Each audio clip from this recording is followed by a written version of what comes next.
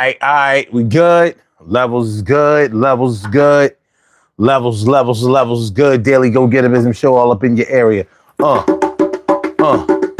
Daily Go Getterism show all up and Y'all know how we do. It comes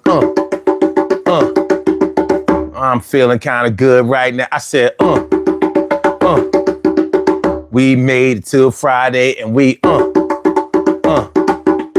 everything is gonna be all right. I said if you got $5 in your pocket, I said you know y'all don't be carrying cash no more. I said if your bank account is all good, I said in your love life going all right. I said got your eyes on somebody. We say you praising the Lord. Say if you just feeling good about it, I say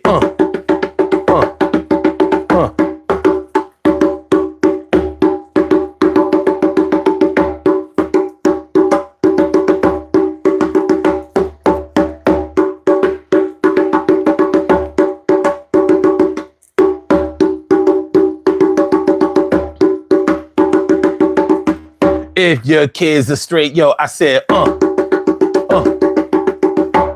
if your wife ain't cheating, say, if you're on your square, I said, yo, if you're looking forward to the future, everything is gonna work out right. I said, and your status at the job straight, said, you're living your life right. Your name ringing bells in the streets. I said, if you ain't running from the law, I said, yo, if you know the words to this song, I said, if you want me to keep on going, I said, even if you want me to stop, I said, looking forward to the topic tonight. I said, the algorithm is popping. Said, if you got a smile on your face, I said, if you think that I'm corny, I said, if you're going to hit the like button, I said, if I made you remember to do that, it's what are you doing? Get your ass over here. Come. Yeah, come over here. I ain't like the way you was positioned sitting. It looked like she was about to take a shit on the car. Yo. If your pet's a potty train, I said, what I meant to say was housebroken. You know.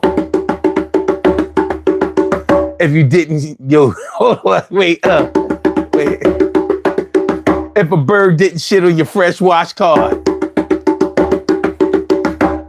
If you're smelling good, I said, if your breath ain't stinking right now, I said, if you raise your hands with confidence, yo, everything's gonna be all right. I said, yo, keep smiling. Yo, let son keep wildin'. T carry ride morning, noon and night. Maria Ramirez, Señorita Ramirez in that place. I said, Cheryl Halsey representing for the West. Always representing each and every day. I said, who we got? I gotta look at that. Yo, I said, Carb Diem, thanks for coming on through. I said, thanks for being down with the fam. I said, who wanna be called out next? I said, if you got a chain around your neck, I said, if your phone don't have no cracks, I said, Y'all crack screen phone cats is something else. But if you got a crack screen, get it fixed. And we gonna still have this thing in the mix. If your back ain't hurting and neither is your foot. Arthritis ain't acting all crazy. What you doing? If you're ready to have some fun, then let me know. If you feel a little better right now, let it show. If the sun is up in the sky, say, Everywhere in the U.S. it should be night. I said, If you're glad Trump got his desserts today, all them dumbass tariffs about to go away. I know on a personal level that shit feel better. Somebody need to write him a Dear John letter. It's time for you to go, Mr. Trump. You a fuck nigga, yeah. My name is Sun75, baby. Yo, we gon' do this thing live, baby. Every night at 1 a.m. Let's get it going. Yo, my name is 752. Yo, every night at 1, this is what I do. Now, make sure that everybody is on point. Yo, I wanna thank you all. I wanna thank y'all for coming through. One and all, yo. Together we fall. I said, no. We stand together united, yo. You know shit is real, don't fight it, baby. Yeah, yeah, yeah, yeah, yeah, yeah, yeah, yeah, yeah, yeah, yeah, yeah, yeah, word, word.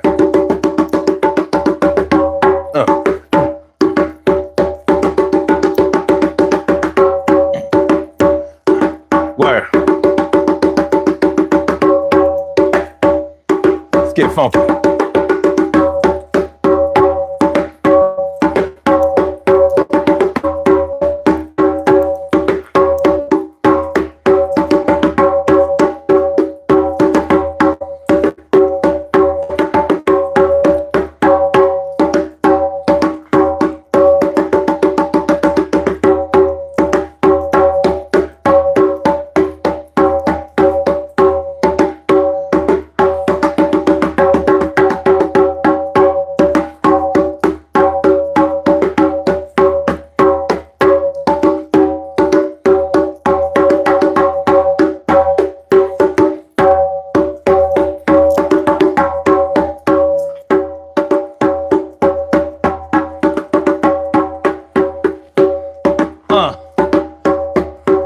Friday night.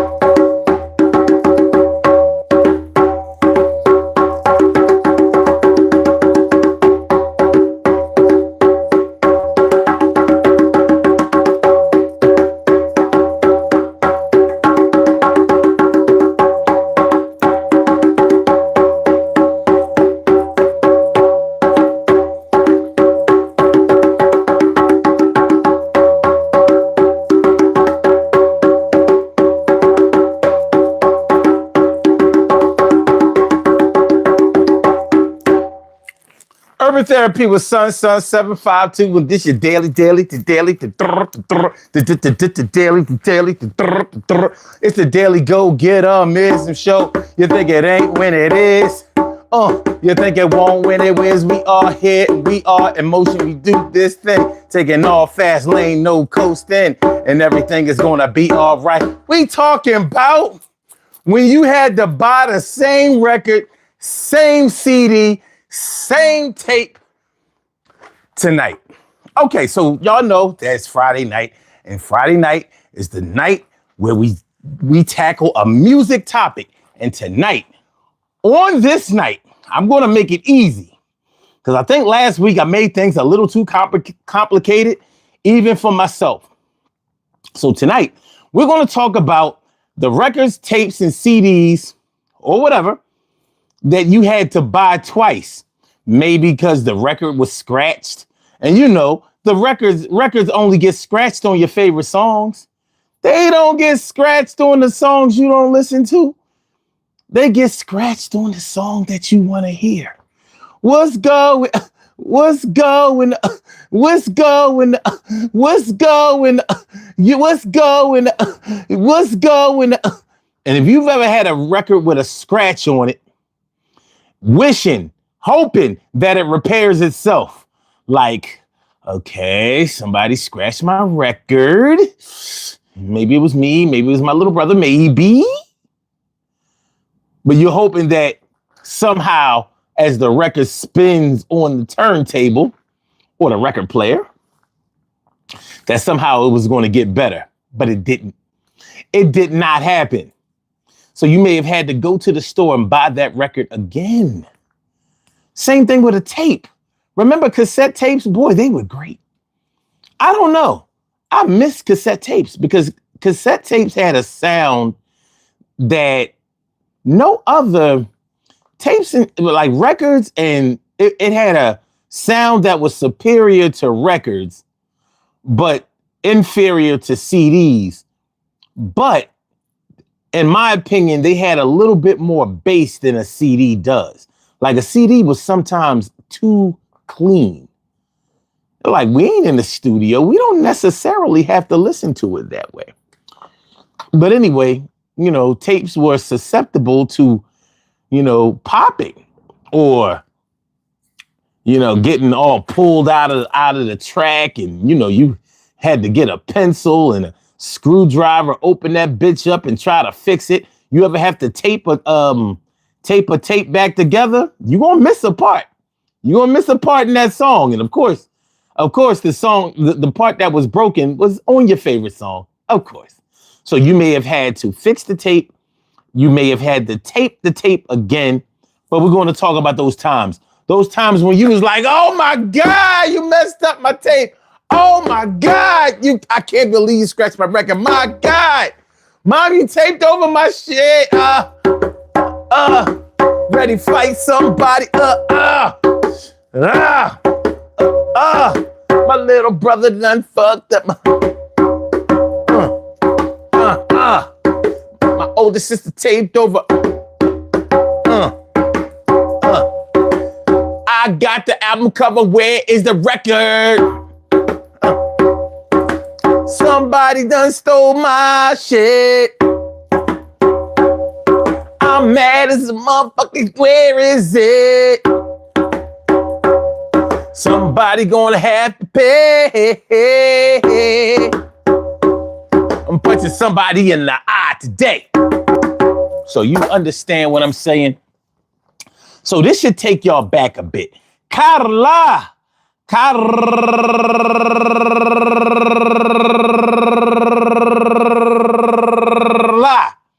what's going on, ma? How you feeling? How you feeling? So that's what we're talking about tonight. The tape, CDs, and and records that you had to tape over again. Somebody taped over your shit. Jay Sloan is in the house. My man Jason Sloan.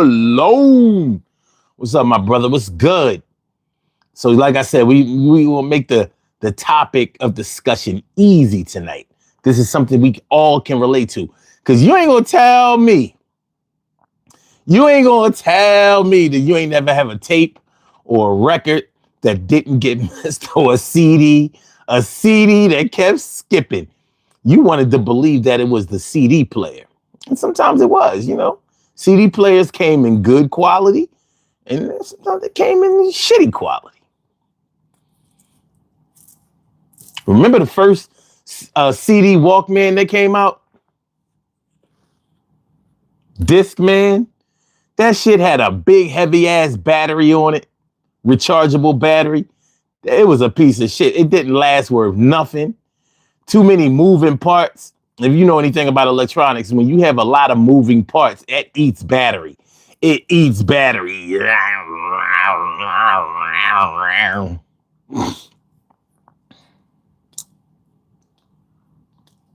Oh, shit. Bounty League is already on it. He said, the Miseducation of Lauryn Hill. What happened to your Miseducation of Lauryn Hill tape or CD? Because I don't think they had records. In 1998, they wasn't really having no vinyl no more. As I remember it, they were phasing out vinyl.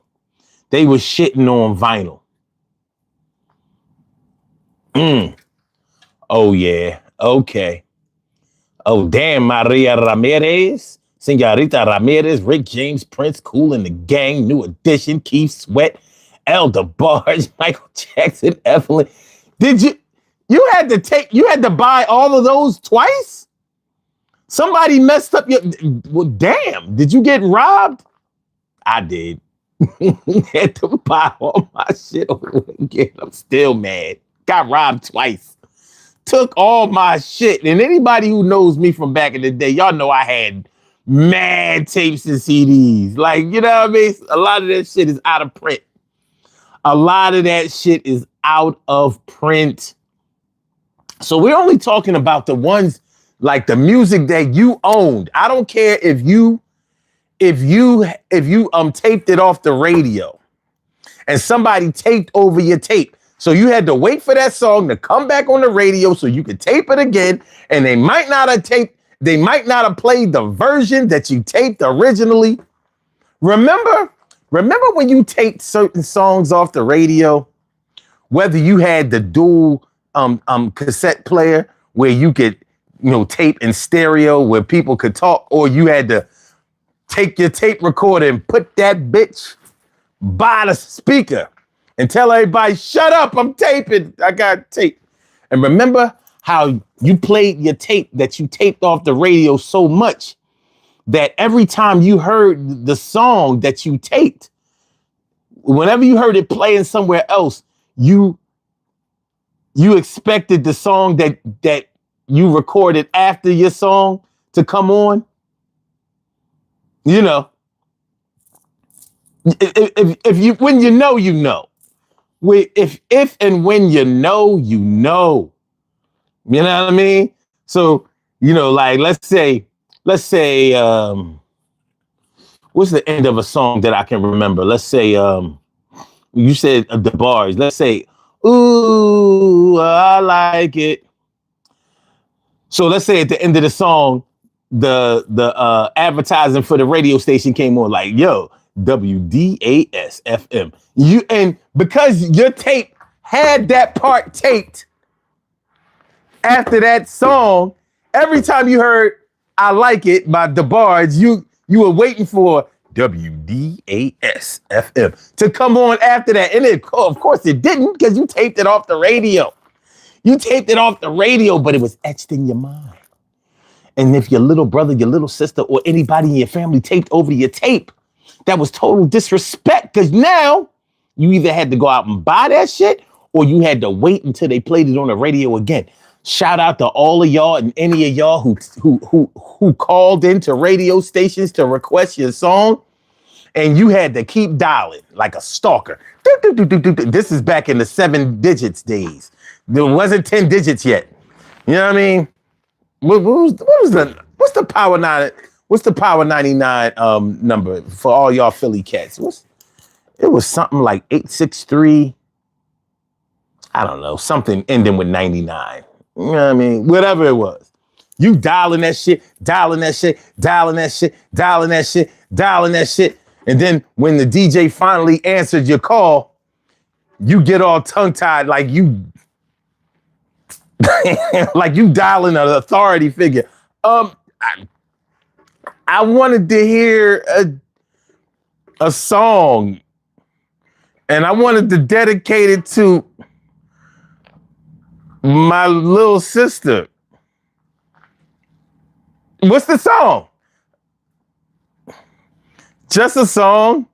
Yeah, I want to dedicate. All right, what's your sister's name?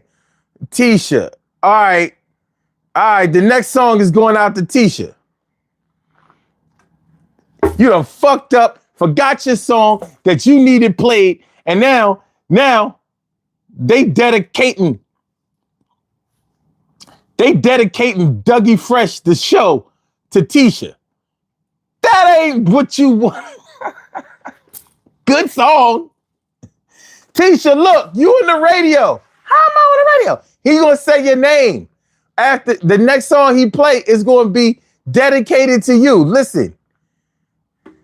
This next song, Dougie Fresh, the show, featuring Slick Rick, is going out to Tisha, lovely Tisha. Oh, you're dedicated. Yeah, dumb days. Those days, baby. Those days. Yo, Maria said, I hate it when my cassettes would get stuck. That exactly. Carla said, my mom still have a big ass stereo with the record player, big ass station wagon with the wood panel on the side. Oh, you got the old hi-fi. Dude, she had a TV in it too. You know what I mean? You had to open up the top. You had that shit was real wood too. That shit was real wood. You know what I mean? Record player in there. Heavy as shit. Yo, throw on that Marvin Gaye. And throw some OJs. What else we got? Oh, we got the new Rolls Royce. Oh, yeah, I like that song. I'm wishing on a star to follow. Yeah. Play the Rolls Royce. And that new song. Car Wash. Ain't that by Rolls Royce? I think it is. Yeah, the car wash. Working at the car wash. Yeah. Play that shit. And the new song by the Commodores. She's a brick house. Yo, when I was little, I did not know what the fuck they were saying. I knew the name of the song was called Brick House, but that's not what it sounded like they were saying. You know, Lionel Richie had that strong country accent back in the day. I thought he was saying, cause she's a brick. Ow.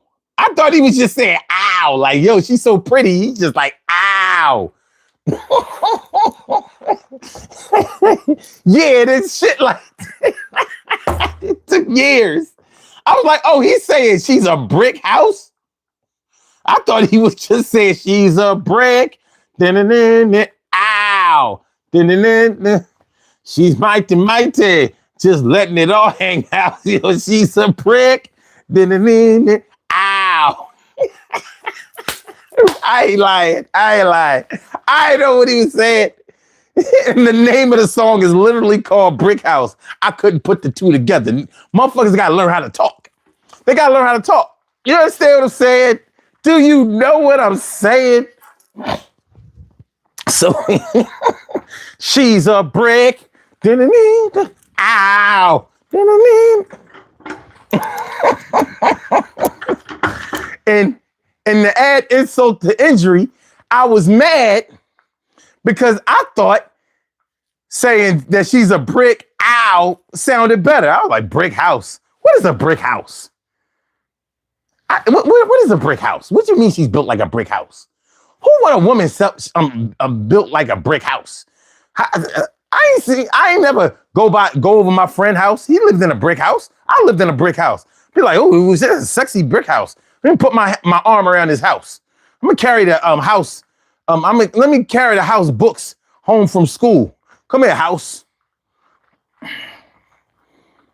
She's a brick. Ow. She's mighty. Just letting it all hang out. Yo, she's a brick. Ow. Do you know what I'm saying? That's right, Carl. She's a brick. Ow. That's what I thought. I was lost in the sauce, baby. I was lost in the sauce. I was lost in the sauce. Yo, shout out to Carla. Mom still got the hi-fi. The hi-fi. The radio had the little light inside of it.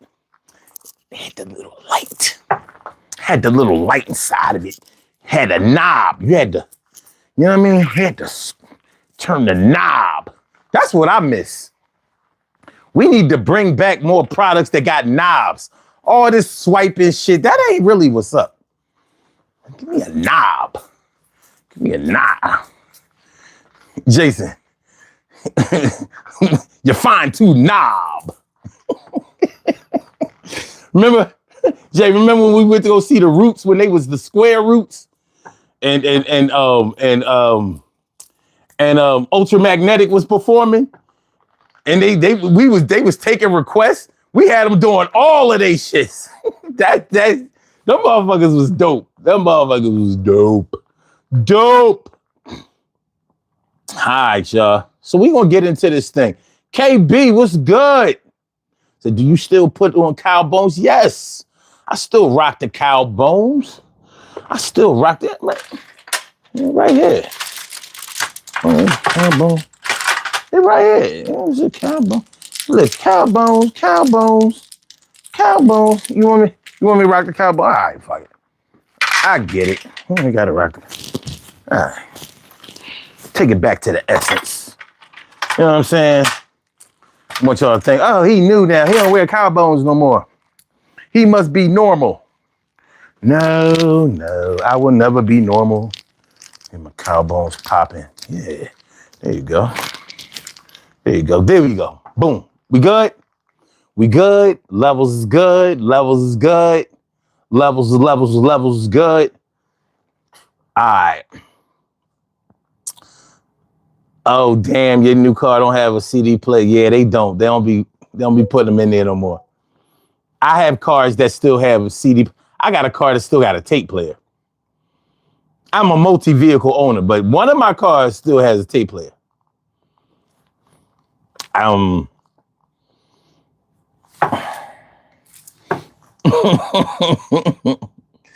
Yeah. All right, so this is what we gonna do. I'm gonna go ahead and grab my seat, grab my seat over here, you know what I'm saying? And then we gonna, you know what I mean? We gonna have to get my seat. How come that shit ain't come up on it? The hell?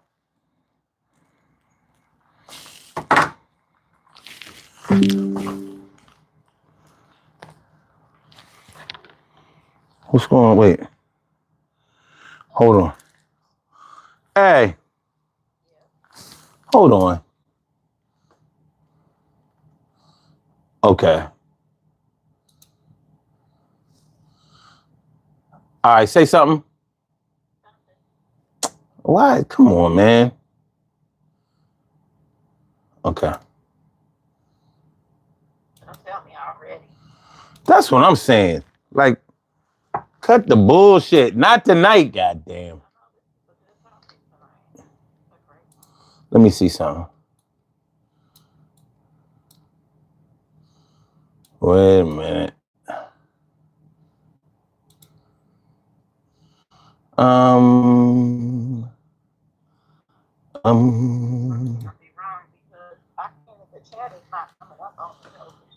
The chat not coming up?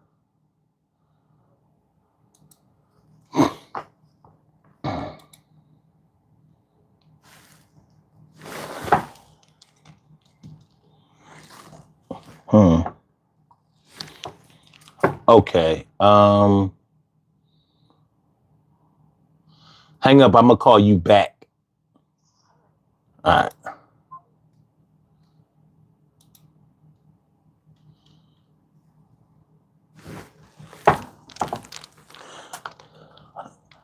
No problems tonight. I need a clean body, baby. Clean body.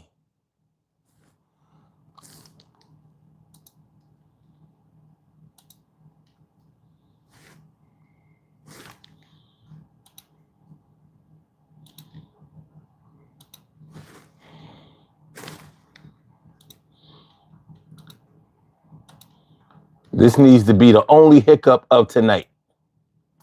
Yes,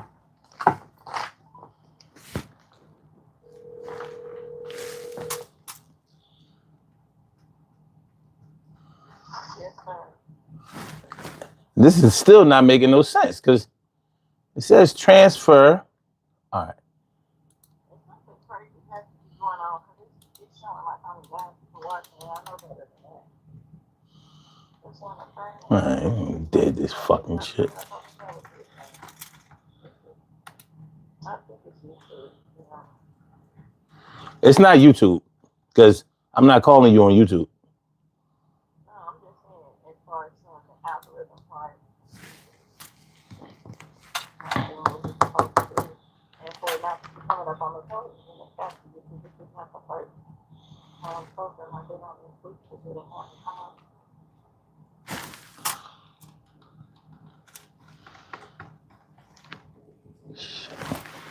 Okay. All right, hold on.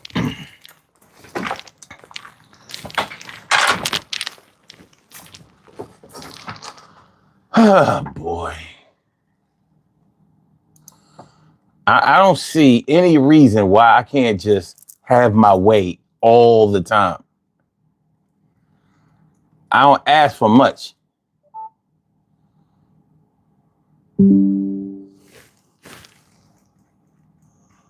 Okay, I think this is going to do it.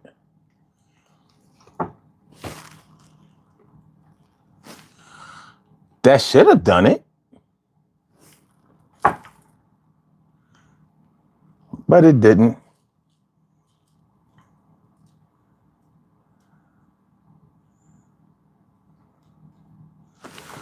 That's bullshit. Okay.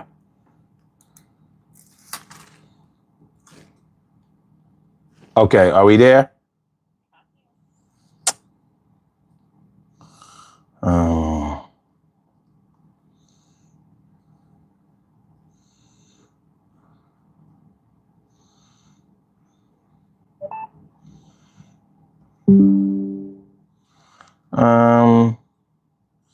I need, okay. This is what I need.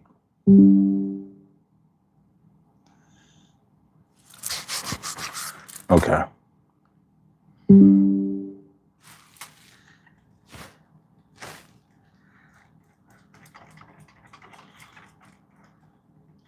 My mouse want to act slow.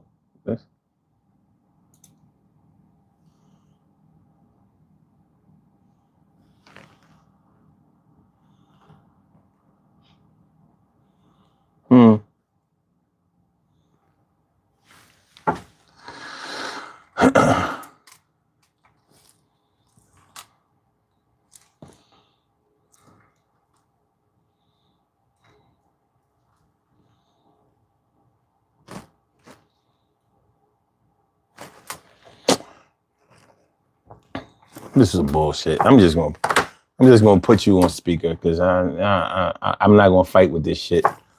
I'm not gonna fight with this for no long time. Okay. Real shit.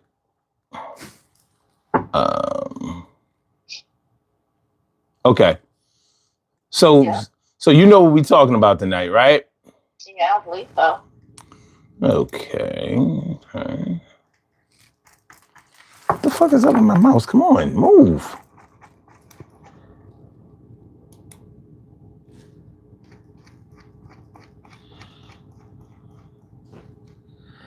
Move.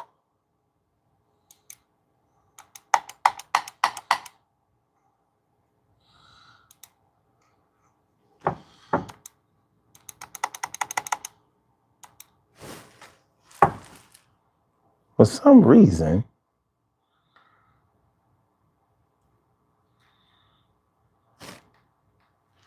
and I know it's the app. It's the only way, it's the only thing it could be. But anyway, so we're talking about those records, tapes, and CDs that you had to tape twice because somebody either scratched your record or your CD or popped your tape or tangled your tape or whatever. Because there might have been times when you had to fix your tape, and then there might have been times when you had to fix your tape recorder. You know how they used to have those little cleaning cassettes? I use them about 30 times a week. Mm-hmm. And it still didn't stop shit for real, for real. It didn't. You know, especially when you pour Kool-Aid down your somehow some sticky substance got like how? How did a blow pop?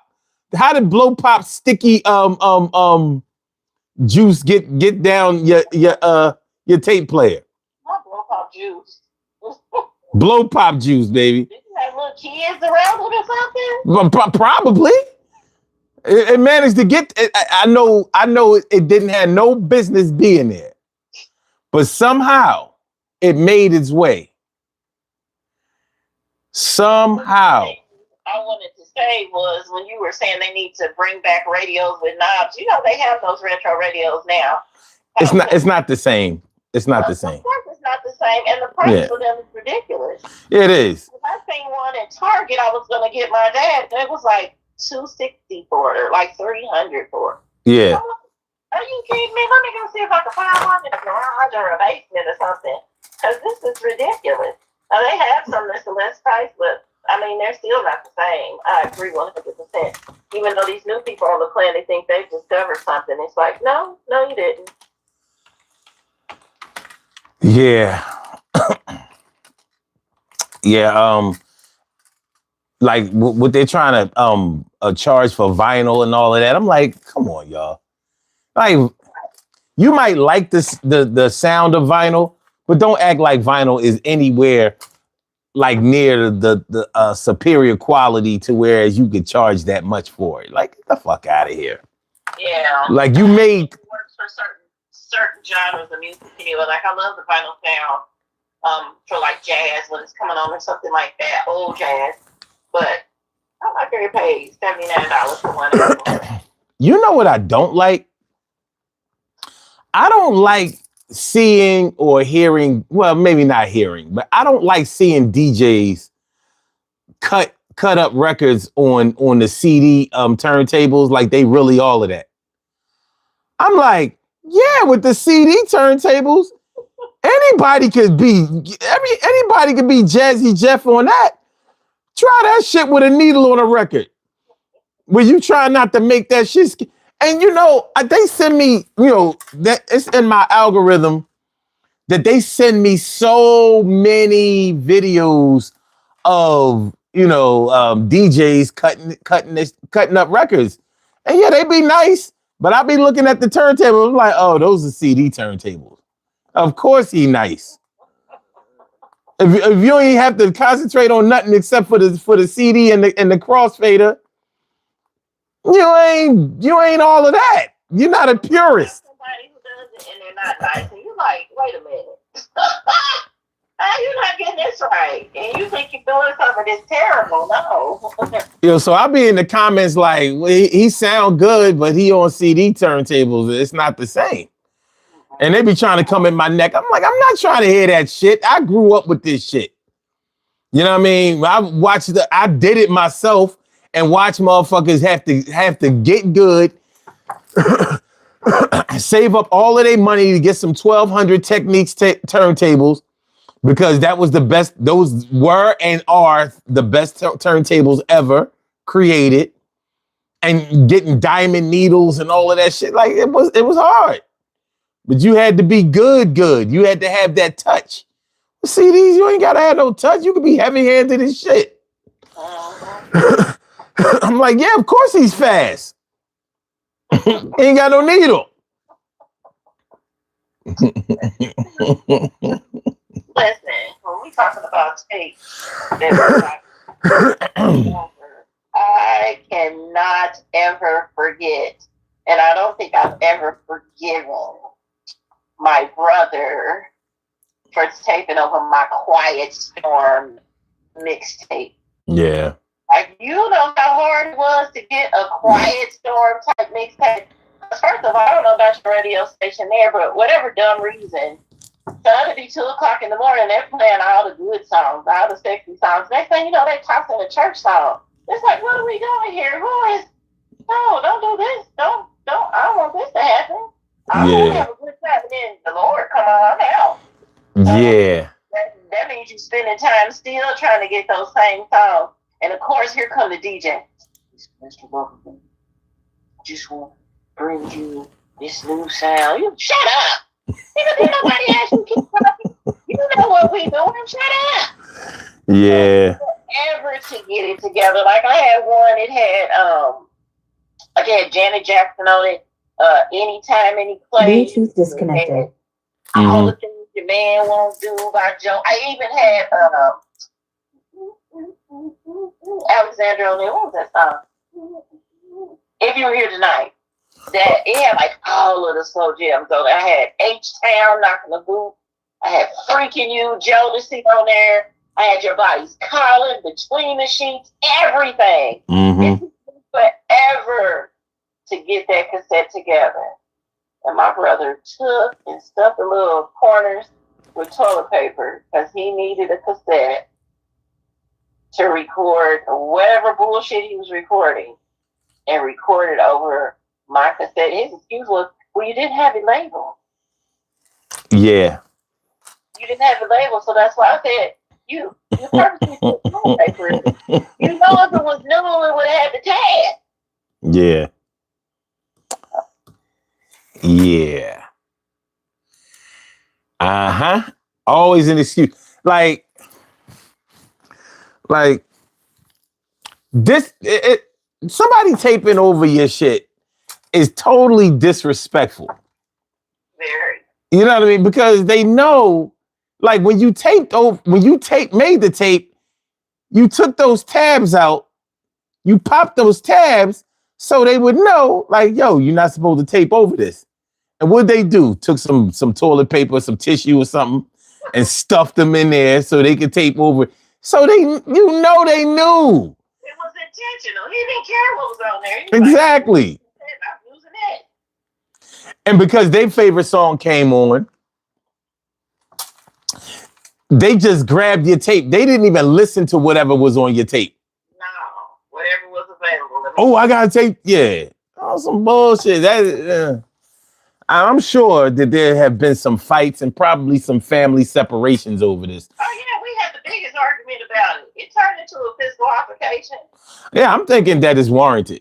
Yeah, because, nigga, what are you doing? Why'd you do that? Yeah. Yeah, that's warranted. I totally support. You know what I mean?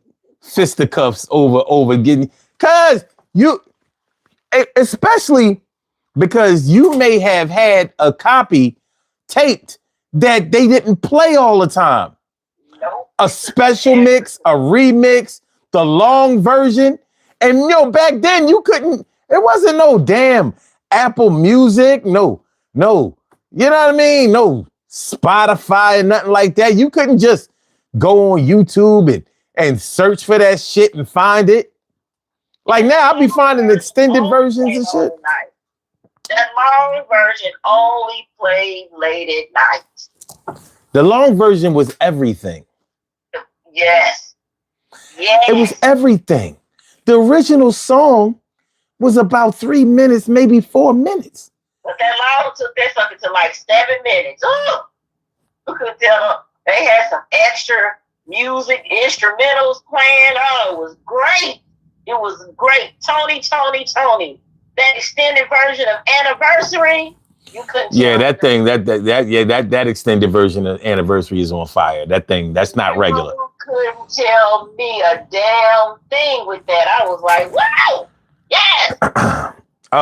The extended version of A little bit of love is all it takes by New Edition. Yeah. Like, yo, this shit is like you go on their greatest hits. They don't have that version on there. Shit is hard to find. You gotta go on YouTube and find that shit. Even on Spotify, they won't be having that. Somebody had to input that. You know where you would find versions like that on LimeWire. Like you sacrifice your whole PC.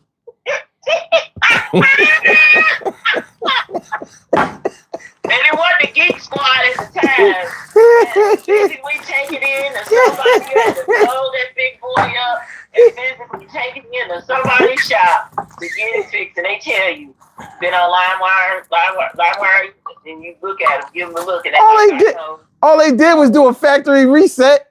Yeah. I ain't never seen a virus removed. No.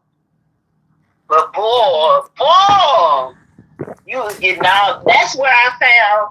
So when Missy first came out, she was in that group Brand New. Mm-hmm. And I was like, I could not find that song anywhere till that thing popped up. And I found it. I was like, oh, let me get it now. I risked everything to get it. Yeah. Now, I thought on LimeWire, as long as you go for the old songs, you'll be cool. Don't go for the new ones. And it worked. That worked pretty well for me. But sometimes I went a little too current. Yep. And some artists had their music protected. It said Bitware or something like that on there. They tell you don't click on that. I think it was Bitware, or I can't remember what it is, but I'm just gonna say Bitware because I can't remember what it was called. Yeah, but did you listen though? Say again? Did you listen to them telling you not to click on it? Because my dumb ass I was hard headed. I'm like, oh, let me just see what can happen. I got antivirus. Now, I was like, man, I can't find it anyplace else. I was like, I'll be all right.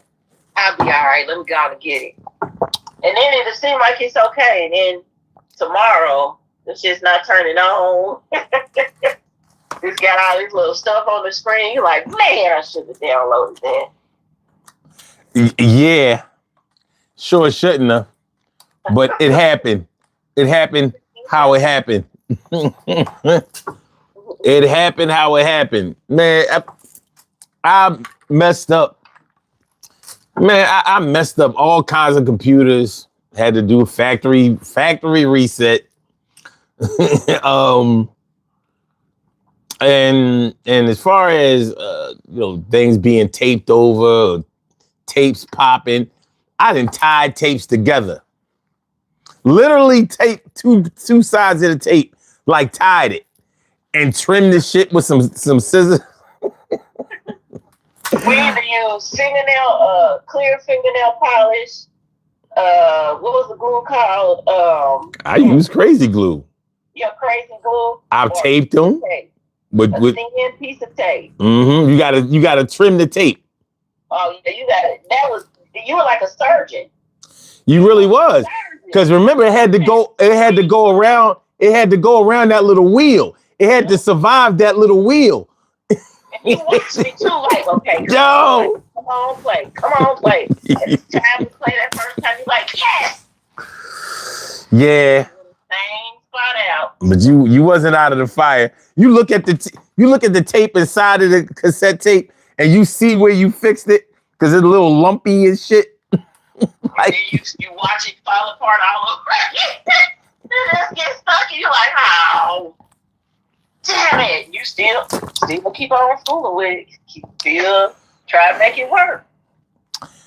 I got a milk crate full of cassettes in there now. It was like, it's like trying to control population. Listen, them babies had to be born. Yes. You know what I'm saying? Yes. The kids have to, like, people gonna procreate. And just like people gonna procreate, I'm gonna fix me a tape. That Quiet Storm tape did it for you. That was the one. You're like, it's going down. Did you have, and I'm talking to y'all in the chat too, did you have a tape recorder? Do you remember your first tape recorder? You talking about the one you press the buttons on and all you did was put the tape in and use it to record with? The big black joint. One speaker on it.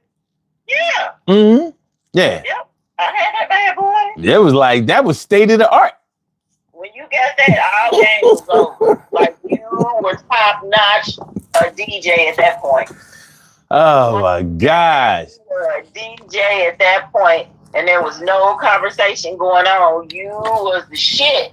You were making cassettes for everybody at the time. Yo, remember the first time you heard your voice on the cassette? Yeah. Like, well, who the hell is that? That's not how I sound. Because I used to be like, who's that little kid talking? Is that how my voice sounds for real? Like a kid? Yeah. I used to be like, what is wrong with my son's father for liking me? Is he a bird? Because I sound like a little kid. Yo. Yeah, the first time you hear your voice on a recording, that shit is shocking. That shit is, you be like, yo, I do not sound like that, because inside your head, you don't. You don't sound nothing like that shit. But that's how, like, okay. That's what everybody else is hearing, though. Yeah. I remember the first time I used to record my baby when he was born. And that, I hope to find that cassette somewhere someday, because that was the best. Like, yeah. Oh man, that I would love to find the recordings of my grandmother, my mom, and my son. All right, so this is what we're going to do. Somebody said I do sound like that song. Well, thank you. I'm not sure I'm not sure which one they talking to. Oh yeah, that's true. They might not be talking to me, so let me move back. Yeah. So, all right. So what we're gonna do is we're gonna try to jog our memory. Can you remember the first? Wait a minute. Have you ever had to go out and purchase the same tape, CD, or record that you already bought? Yes. All right. What was the first one you've ever had to do that with? I don't know if it was the first one. I don't know if it was the first one or not, but I know it was one. And was it my first? No, it couldn't have been my first, because it was an 80s. It may have been, I don't know, but that Madonna Like a Virgin. Oh shit. What happened to I it? had to get that over. And that's because I played certain songs so much. I watched it. You know, you can almost hear it when it's getting ready to snap, because it kind of slows down and starts to drag a little bit. Like if a little piece of lint gets in there, it's a wrap. Mm-hmm. And something little, salt, lint, something had got in there. And I heard it start slowing down. And instead of stopping it, I was like, oh, it's going to push forward. That's like I said, and the tape just was all coming out, stuck on the inside. I was like, now I have to pop the top off and try to pull all the coiled up tape out of there. Yeah, having to buy a tape over again, it feels like a surrender, because it don't seem fair. And you know, tapes and records and all that kind of stuff, what was we paying, like $5.99, $7.99? You know what I mean? No. The company that made it a smooth breeze for me was Columbia House and BMG. Oh shit. Oh. Oh. Oh. My grandmother's like, I got a box over here for you. Okay, I come get it. Got a jacket over here for you. Okay. Oh, okay. Now I get it. See, you were patient. I was marching my ass. As soon as I started working, I was marching my ass down to Sound of Market Street or Sound of Germantown every Tuesday, because that's when the new music came out. And that's when I found that out. But when I was young, and I'm talking like 12, 13, when I first started rapping, and the dudes, we used to be down my man's basement, you know, cutting and rapping and all that kind of shit. And so, you know, in order to be a DJ, you have to buy 2 of the records. You know, because one is going to play and you cutting back, you trying to cut back to back with the other one. So, you know, if you trying to be a DJ, you got to spend a lot of money on records. I used to be wondering where y'all getting the money for these records. You know what I mean? Come to find out, they used to steal them. A lot of times they would find a way to steal the records. They would borrow, you know, they would steal from other DJs, all kinds of grimy ass shit. But yeah, that's one of the reasons why we had to buy records twice. But if you scratched one, like, and I'm not talking about cutting and scratching, I'm talking about like zzz, and if you was handy, playing too fast or bumped it or something. Oh man! Like I said, it only happened on the songs that you like. That shit ain't never happened, you know, on none of the other songs. It happened on the ones that you like. You know what I mean? I don't know. If I had to pick which is worse, a pop tape or scratch on a record, I would probably say scratch on a record because you really couldn't fix that shit. I mean, people had all kinds of home remedies. Everybody had a way to do it. Put a little peanut butter on it. Yeah. Take a pencil eraser, go across the scratch. Somebody always had some way to do it that did not work. Yeah, it didn't work. This shit was broke. It's like take a little bit of black shoe polish with a Q-tip. Just get it down in there just a little bit and then wipe it off. Fucked up the whole record after that. I mean, you got to consider that the recording is physically on that record. You can play a record with your fingernail and hear it. Well, I was like, that's crazy. So the needle literally takes the electricity and just amplifies the sound that's on. The sound is physically on the vinyl. That's still amazing to me how that exists. I still don't get it, but that's how it goes. But we know with a cassette tape, you can fix it. With a record, you only thinking you fixing that shit. Yeah, none of that worked. It didn't. It really didn't. None of that. Vaseline, shoe polish, and eraser. Like you could erase the scratch away. Use an eraser to get rid of the scratch. And my silly self, let me get this eraser and start erasing over. Didn't erase a damn thing. And all you doing is diminishing the quality of the damn record. Maybe it works. And he tore up the player at that. The needle had to go replace the needle. Yeah. Yeah. But I think the first record or tape was whatever that I had to buy over was like I think I had to buy Public Enemy's It Takes a Nation of Millions to Hold Us Back Again. Because I played that shit so many times in 1988. There was no way it was going to survive my Walkman. It wasn't going to survive it.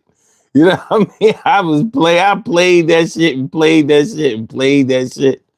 You know what I mean? Night of the Living Bass Heads and shit. Living off of us back then. Yeah. Yeah. You can find batteries like crack. Yeah.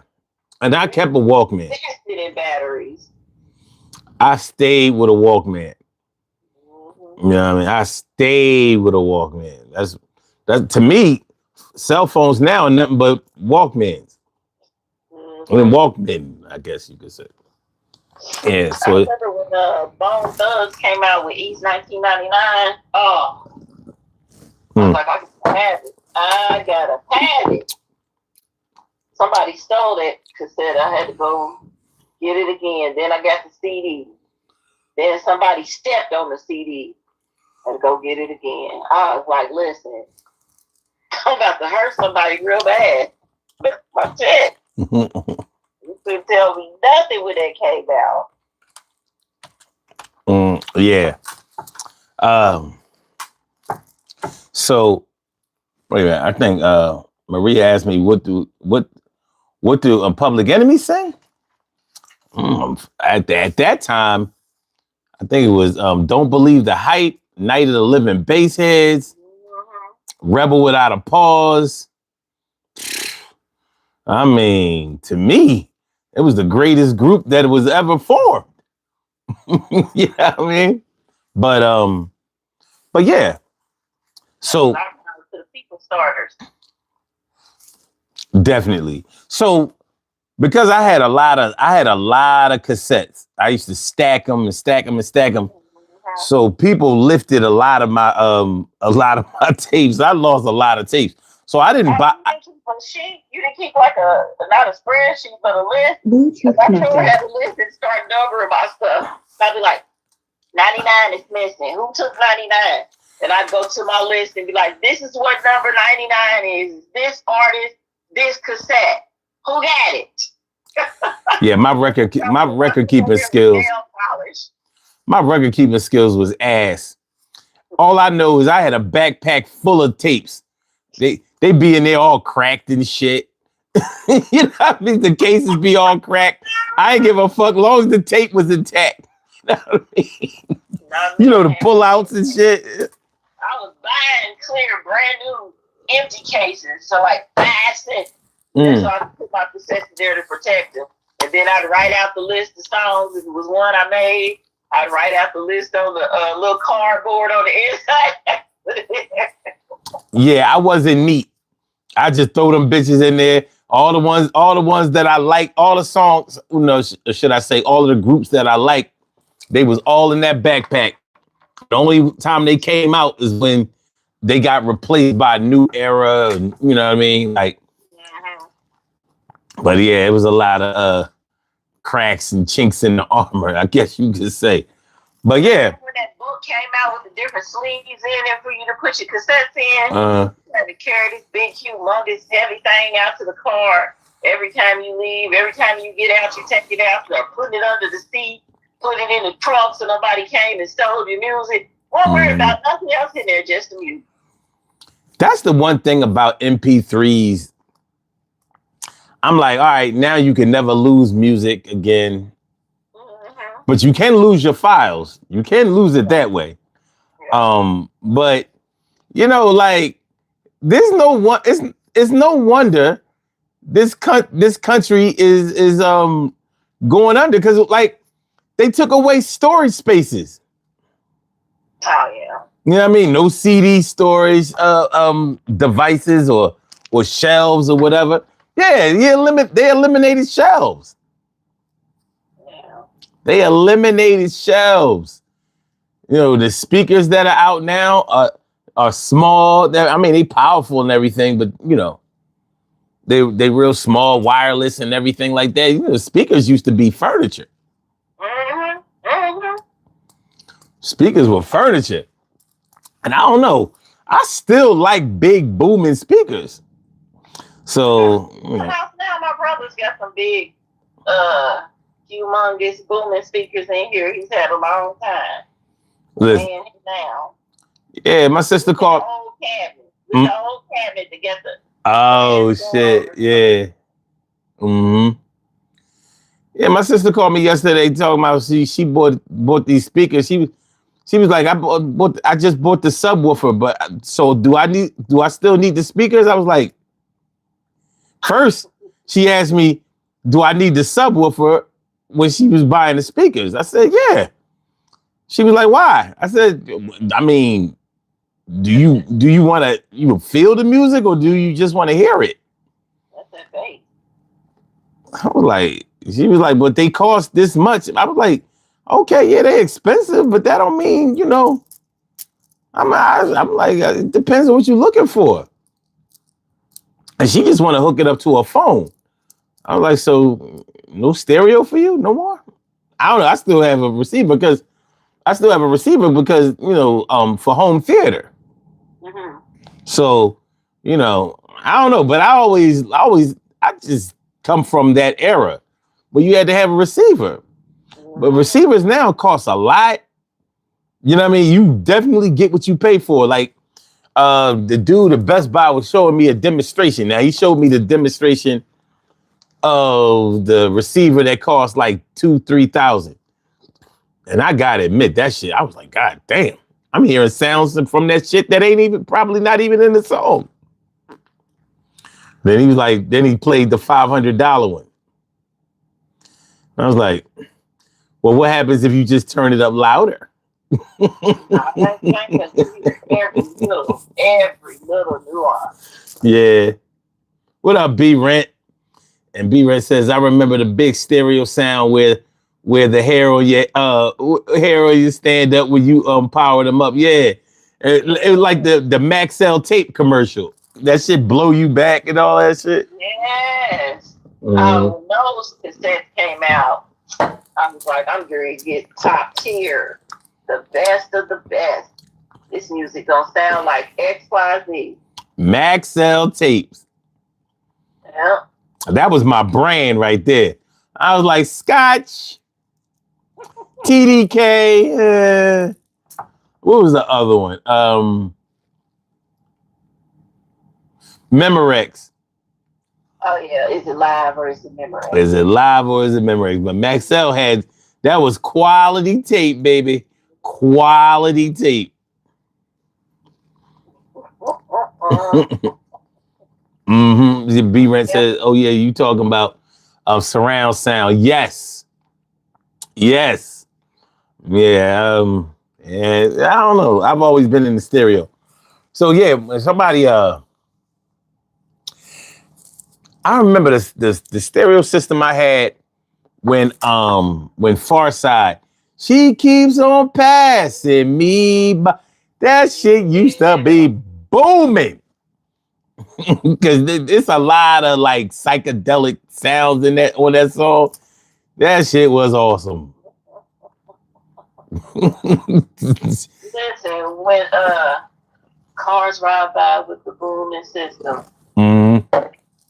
Boom, boom. You couldn't tell me nothing.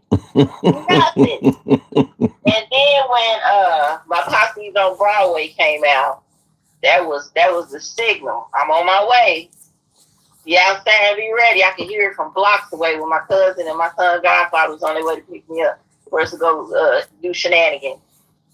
That's funny. They never played that over here.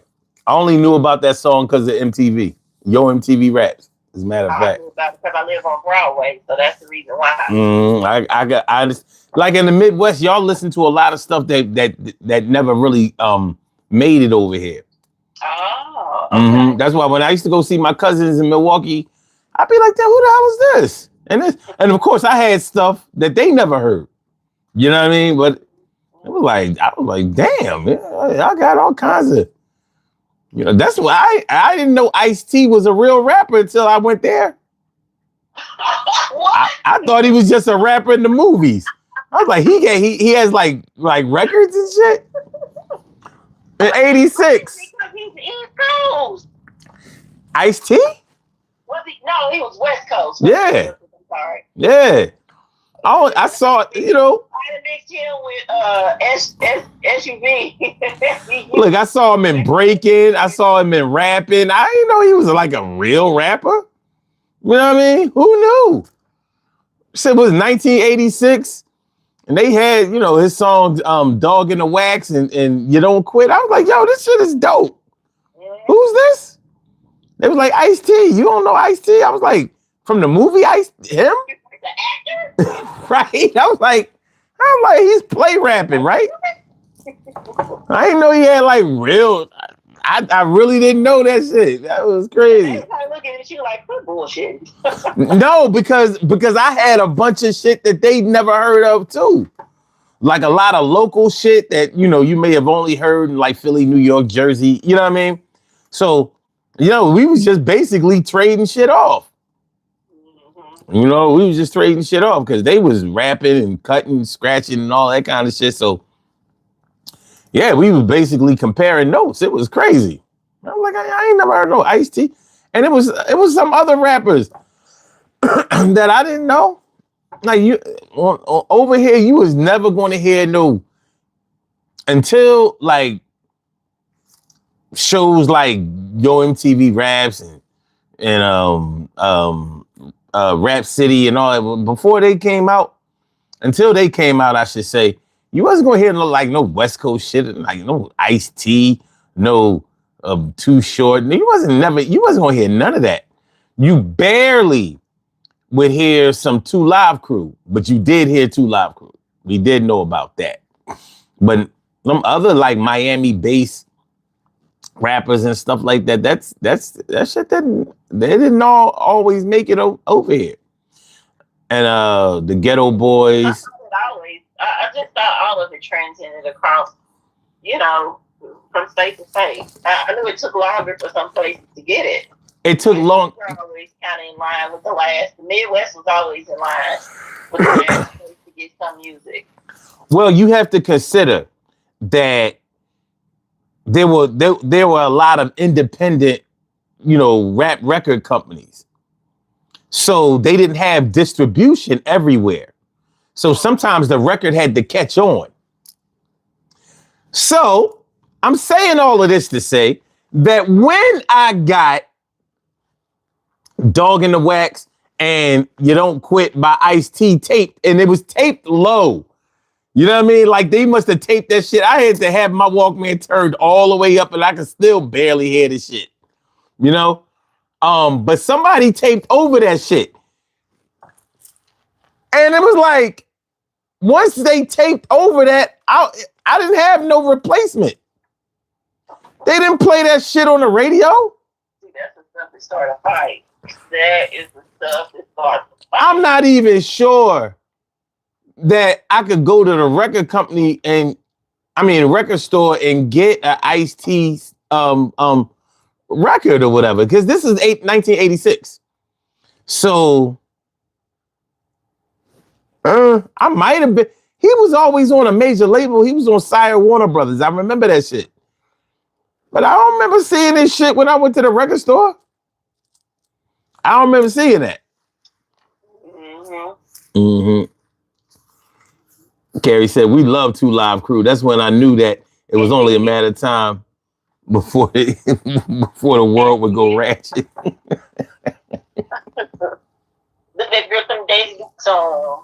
Yeah, it is. But 2 Live Crew, they go back so far. They came out in 85. You know what I mean? All that throw that dick and all that shit. They was always nasty. But they wasn't always well distributed or distributed. So it was like we knew about them long before Me So Horny came out and all that shit. And we didn't. We didn't get that till late in high school. Wow, I'm really surprised about that. For real. Sophomore year, maybe my junior year. Okay. But definitely wasn't my freshman year. Okay. Yeah, they was doing that nasty shit way back in the day. B Rent says Ice-T rock metal band was wild and not too long ago they put out more. Oh, you talking about what was their name? The song was. They had a rock metal band? Yeah, they had a song called Cop Killer. What was the name of their group? Of his group? It was called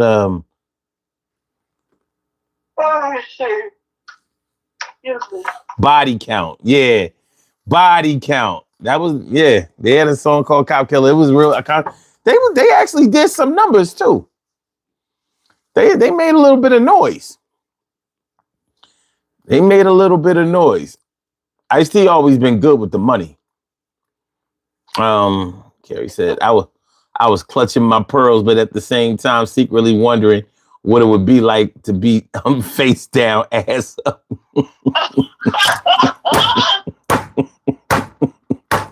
I'm sure you found out sooner or later, you know? We all found out. Oh, man. I remember I was in school and we were singing. My best friend in our group, and I was them girls was just singing it. And my son's father was like, "No, don't. You should. Don't you sing that, and don't please put on no Daisy Duke." I was like, "We can't even wear stuff like that at school. What you talking about?" Yeah, Two Live Crew was so raunchy. I mean, unapologetically nasty. They just did not give a fuck. And it was funny because when they came out with Nasties We Wanna Be, actually the album that they came out before then, Move Something, was nastier. You know what I mean? It just wasn't as commercially successful. But that set up for Me So Horny and all that shit. But yeah, like Move Something was crazy. That shit was crazy. And you could tell like the studio that they was taping in and all of that, you could tell it wasn't no quality type shit. But Luke was getting all the money. Because they records did sell and he owned all of that shit. He knew how to get at it. He was a stone cold hustler. I remember when Twister came out. A lot of people weren't familiar with Twister when he came out, but we knew about him. Yeah, because he was from Chicago. Next door. And Chicago always had rappers coming out of there, but we didn't know. Twister was sweet. Oh, man. Woo, when he came out, you couldn't tell us nothing. Nothing at all. It was like, between Twister and Bone Thugs, game was over. Twister and who? Over. And Bone Thugs. Oh, Bone Thugs, okay. And even when you say about Tech Nine in the beginning, Tech Nine was sweet. Yeah, I mean, you know. Yeah. But he came later. He did. You know, I mean, like Twister go back far. You know what I'm saying? So, and who was that group from Chicago? They came out in the 90s.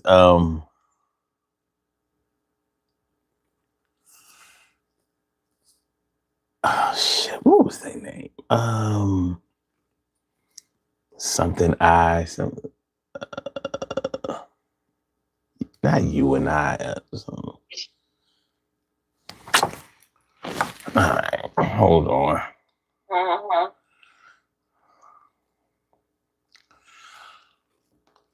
Popular rap group from Chicago in the 80s. I meant 90s. In Chicago during the 1980s, one of the pioneering rap groups was OZ and the DVS Crew. They released the city's first rap album, Right to Rock, in 1987. Something that I meant to say 90s. Popular rap group from Chicago in the early 90s. Do or Die. From Chicago in the early 1980s. Oh man! Do or Die.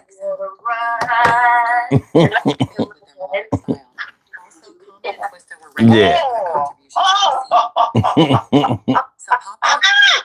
Yeah. Do or Die. Do or Die. Oh, couldn't tell anybody. My cousin. Oh man! I was like, "Come get me. Let's go." Mm-hmm. We do that car ride all around the city. Play Do or Die. Twisted with Do. Oh man! Oh, and he had a cat too. Boy. Mm-hmm. Yeah, Do or Die had it going on. They did. That was risk it all. You gonna risk it all. You gonna risk it all for Do or Die. Just kidding. Risk it all. What curfew? We going out in the street anyway. Curfew? What you mean by that? We had one strip. So 38th Street is like one of our main thoroughs that goes from one end of the state to the next, straight through. Okay. On a Friday or Saturday night, it was terrible. The police were angry. the older people were angry because we would be on 38th Street acting a fool. Like, we would get out of the car dancing in the middle of crossing a light. But you couldn't help it because the cars were back bumper to bumper. And everybody's playing music. Everybody's just hanging out. And it would go on till the police showed up. Risk it all. Curfew. Get your asses in the house by midnight. Just go out. No.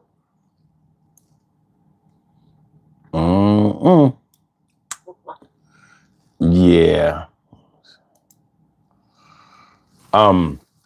Okay. So, out of the people that we named, did you have to tape any of those again or buy any of those again? Absolutely. Absolutely. When Twister came out with that first CD, I had to replace it because I believe my brother stole it. Okay. When Do or Die came out, I believe my brother stole it. Stealing music. One of the two brothers. One of the two had to have it. Stealing music. Couldn't just tape it. Couldn't just make a dub of it. No, had to take the whole shit. Well, by this time we got CDs, so they were taking them CDs too. Well, remember, people leaving they CD, they CD, that CD book. Yeah, in cars getting broken. No, that's what I'm saying. You had a book for your cassette, then you came out with the book for the CD, and that you could hold more music in it. Like, you sit there 15 minutes trying to get the right CD together to play. And so if you didn't have a CD player in your car, you bought that portable one that was connected to the cassette, and you got the wire on the end of the CD player. If you bump, that sucker's very scratch and mess up and skip and all kind of stuff. So you try to put the player somewhere in your car where it's going to so it don't nothing.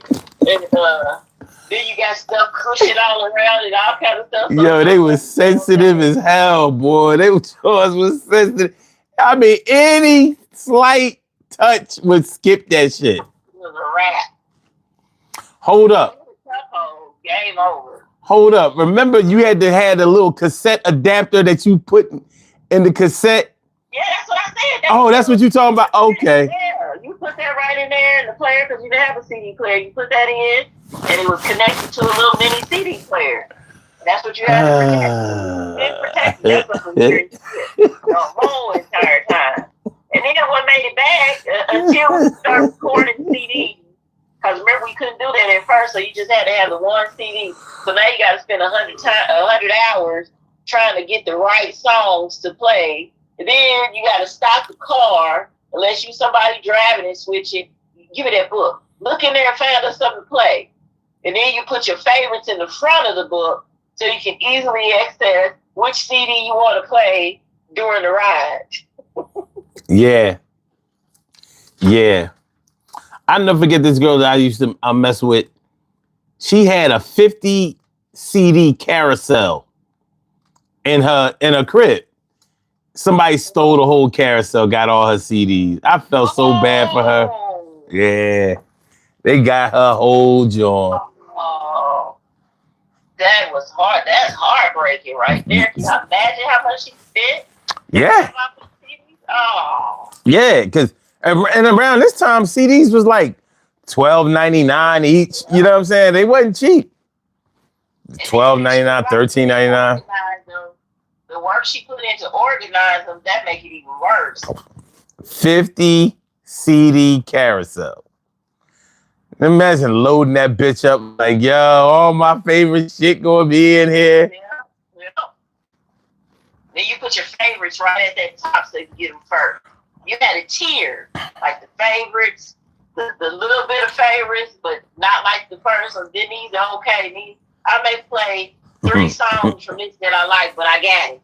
Mm-hmm. Ooh, Lord, that makes me sick right now. My stomach is like, no. That feeling,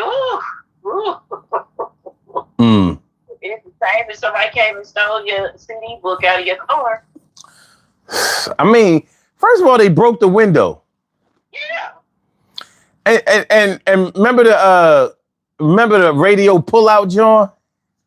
Oh yeah. Like you remember to pull, like they got it. They got it when you did not pull it out. Well, if you forgot, it's a wrap for you. That's a done deal. Mm-hmm. Then they came out with the little face, John. My cousin, stupid self, he had to replace his about 4 or 5 times, maybe 10. Because either he was in an accident, or he forgot, or he drunk and forgot, or just stupid. Or he didn't invite some girl showing out, she got him. Yo, my boy, remember when then they reduced it to just the faceplate?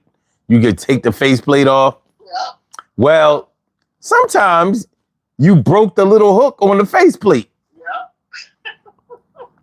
What you gonna do now? Now you trying to tape a goddamn faceplate on the I had that too. What's you doing? What happened? It's broke right here. It was either that or glue that motherfucker on permanently. You know, you take your chance. My cousin had he took tape and put it around the little piece that it goes in. And just kind of surgically put the tape on there, little thin, the piece of tape, and try to round it around and then make a bend in it so it could fit into the little spring part. Crazy as hell. If he hit a bump, that sucker was falling off. Yeah, yes, it was. Music go off. That shit go off. Nothing. He would go too hard and it would fall off. He was like, man, just replace it. Quit torturing all of us with this. TK Wright says, be right back. Going to look on Amazon because I still have mad CDs. Are you going to get the 50 CD carriers? Ordering this in 2020. You have to go on eBay for that. They ain't going to have that on no Amazon. Let me see. She might find it. She might find the book too. I'm going to look on eBay. I know they got it. Oh, yeah. You know they got it on eBay.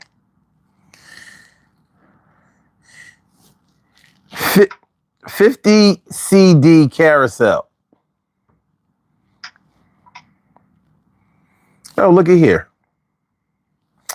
Let's see. 51 disc mega storage CD changer player carousel with remote. Open box. Sony. CD player $649. Yo, if eBay ain't got it, it was never sold nowhere. Oh shit. Oh, she said Amazon has one. Sony. $5.99. Ain't that about a bitch? That's why I just came to look and see if Amazon got it. Well, the price hasn't gone down. Now has it? It would have cost that much then. They still got the portable CD player, 60-second anti-skip with the earbud and the auxiliary cables, the USB power cable, $25. Get it tomorrow. This is crazy. Yeah, I got a whole system that has vinyl, cassette, and CD. Put that in my car. The trifecta. Yep. Vinyl, cassette, and CDs. So, when you was growing, like taking it to the poll question, what did you listen to the most when you was growing up? Cassette. No, I mean, okay. Did you listen to it in a Walkman? Did you listen to it in a cassette player? Did you listen to it in a stereo? In the house? Well, if that's the case, then vinyl. You listen to vinyl more than anything coming up, like when I was a kid. Mm-hmm. My mother, my grandmother, my aunts, my uncles, everybody was a music person. So you always, I told you, I was introduced to Don Ho back then because everybody just loved music and had a variety of music they played all the time. So no matter what house I was at, somebody was playing a vinyl. And then remember, we Terry, baby, so we coming off of the 8 tracks onto the little 45s with the little yellow piece in the middle. Yeah, the little yellow piece in the middle. To make it fit. I had the little yellow piece, the little round piece, and I had the big block that you put on the little pole, Oh, and yeah. it switched the records. Girl. I don't know. There was something magical about that process. It was. Watching that record drop on the turntable. It was a different kind of excitement. Like, ooh, it's going to get better. My record is coming next. Yeah. Especially if it's something you wanted to hear. You got to wait for everybody else. So when it's your turn, because it definitely was, I want to hear, so everybody's had a chance. So when it was your time for yours, you're like, yes, finally. It was a magical invention. Mm-hmm. So, you know what I mean? Not to be fronted on. Huh? I said as a kid, it was more vinyl. But, in my teenage years, it was more cassette. Mm-hmm. Because now it's like I can listen to what I want to listen to. And I'm going to listen to some stuff you probably don't want me listening to. So I'm going to put these earbuds, I'm going to put these headphones on so you can't hear it. Gotta listen to something you don't. Yeah, once Walkman came out, it was a wrap for me. Mm-hmm. That shit. I stayed with a pair of headphones on. I'm surprised we're alive to this day. I'm surprised I can hear anything. I'm not. Exactly, because you turned it up real loud. Always. My shit stayed on 10. Yep. But I'm surprised we're alive because we walked around with it on like nothing. Oh, cars are coming. Let's just across the street. I don't hear nothing. Yo, I don't hear nothing. My first actual Sony Walkman with the cassette. My sister's friend, some dude that she had been friends with for years, stole my shit. Oh. I was like, "Where's my Walkman?" Did you beat him up? Hold on. No, they was mad older than me. No. But and plus, she didn't see him do it, but she had a feeling. So I was like, wait a minute. I said, D, I haven't seen my Walkman. Like, I can't find it. And she had already knew what happened with it. And she was like, oh, I think what's the name took it. I was like, what's the name? When? Respect. And he didn't even deny that he took it. He said some other shit. It was like, I was like, not straight arrogance. No, yeah, I did it. What you gonna do? Yo, it was crazy because he ain't come around no more. He ain't come around no more. I was like, that's always the sign too. I always wondered if I got the true story. Because that was her people. My people didn't steal from me. Mine didn't either, except for my brother. And I don't know, to them it wasn't stealing because we was in the same house. So them it was like, you can hear it anytime you want to. Just come to my room and get it. Mm-hmm.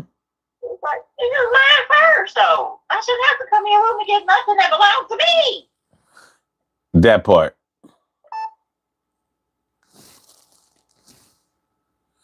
That fucking part. The same thing. Now, what are we doing here? She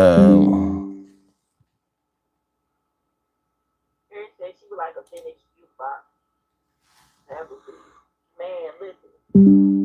I keep telling people. Because I'm going to always say, when I refurbish this house, people are going to be so upset. Because they're going to be like, this house is immature. And the things in it are immature. I'm going to say no. Because I want one of the neon style vintage jukebox in my home. Mm-hmm. With the neon lights all around it. I want that. Right.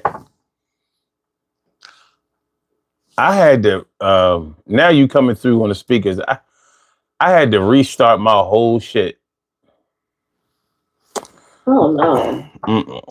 But that's the... I keep seeing people say Troy is in there, but I don't see him on my end. There's no Troy. Yeah, that's why I was like, where are people saying Troy from? Because I don't see him. There's no Troy. Troy doesn't. Okay. He doesn't come around here. Matter of fact, who are you talking about? Troy? I knew a Troy. I certainly know of a Troy. The one didn't call. You know, they reminisce over you. Yeah. I don't know. Troy. I don't know. Anyway. I don't know. Maybe a Troy. Maybe we'll see a Troy again one day. One sweet day, as Mariah Carey said. He's gonna pop up these last few minutes. I don't know. He would really have a late pass now. Let's see if we can find a vintage jukebox anywhere. How much it costs? You know what it was? Cheryl Halsey has said hi, Troy, in the chat, but Troy was never here. Okay. There is no Troy. So Troy is an illusion. Listen, somebody got a vintage jukebox. That stuff is $20,000. Ain't that some shit? They got one for $25,500 too. It's like, man. See what they talking about on Amazon. Amazon got a little one for $100. Tabletop joint that you see in the diner. That's cute. Remember the jukebox on the by the booths? Mm-hmm. And I'm like, so there are like 10 or more different jukeboxes. Like all that music ain't running together. You know what I mean? Like every booth had its own little jukebox. Like, no way. It was like the smoking section and the non-smoking section in a restaurant. Like, so the smoke just knows not to come over here, right? Like when my friend got a bingo, I'm like, you going in the smoking? I sit in the non-smoking section. I was like, so the smoke knows not to go over there in the non-section? Like, no, I'm not going over there. Like, he knows people don't like him over here. Yeah. Like, there's still smoke. What are you talking about? Too damn much. The smoking or non-smoking? Mm-hmm. Like direct death or second hand. Because you still gonna get this work no matter what. You definitely gonna get it. Like, you still get this work. What you want to do? How you want it? All day. Time or all at one time. Which one you want? Because you still get it. No way around it. No way around it.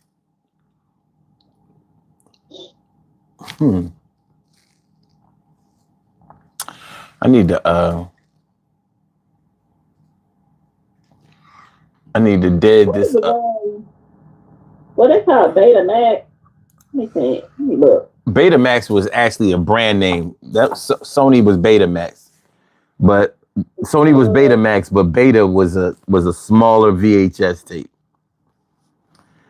It was a high quality, but it didn't make it.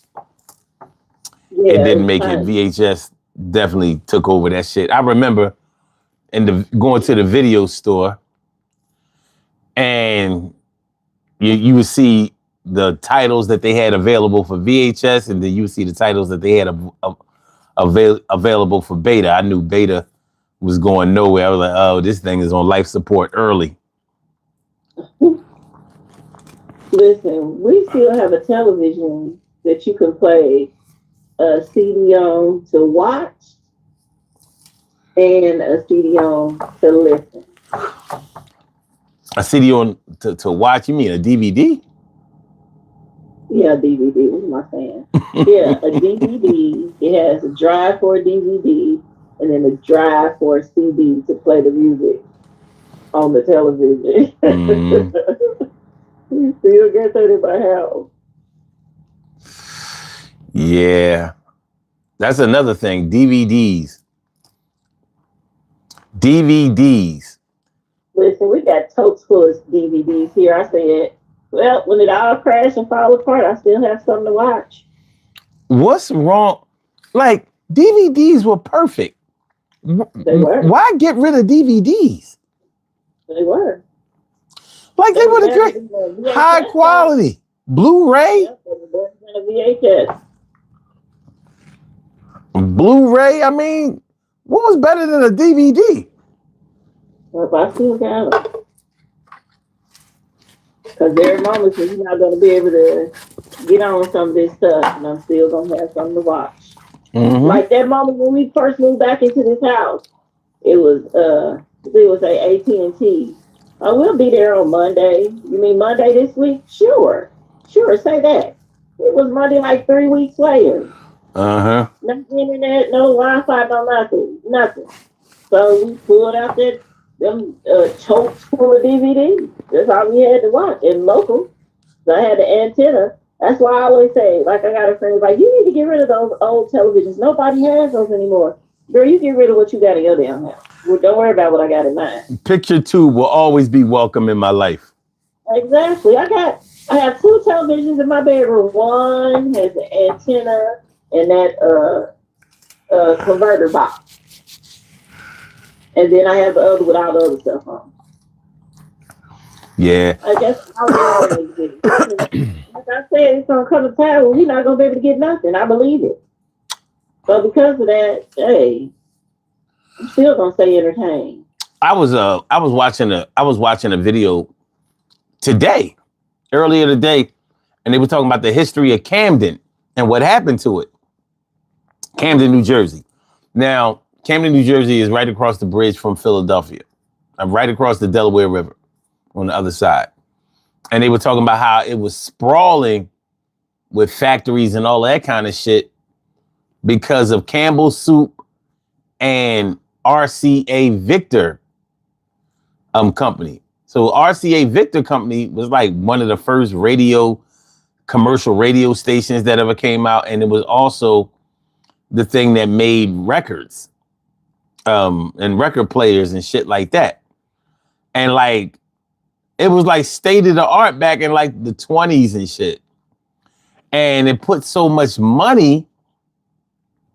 Well, you know what RCA became, you know what I mean? They had a record company and all that kind of shit. Mm-hmm. And, you know, all of that shit started in Camden. And then, you know, the same story. It ended the same way. Black people started moving to Camden, white flight, you know, they got them up out of there. You know, they redlined the districts and all of that kind of shit. It's like, wow, it always ends the same way. You know what I'm saying? It's like, and like, to this day, Camden is still looking for a way to be. It's bad. It's been bad for my whole life. I've never known Camden to be a good place to live or to go. Honestly. And me saying that means a lot. But yeah. We had an RCA factory here. Seemed like it closed in the 90s, but it hung on for as long as it could. Mm-hmm. For as long as it could, it stayed in production. And then until it couldn't anymore. Yeah, what they were saying was, well, the reason I brought it up was because we can go back to a time when records were made and record players were made and cassette players were made and, you know what I mean, speakers and things like that were made. Mm-hmm. I don't know when and how MP3 players were made. They didn't contribute to any of our communities or cities, or, you know what I mean? They didn't contribute to our economy. So they were building the United States. They were running across the sea. That's what I'm saying. Yeah. So, you know, it has a big impact on our history. Mm-hmm. So maybe in China somewhere or Japan somewhere, they could be like, yeah, We were making PlayStations. I remember how it saved Osaka.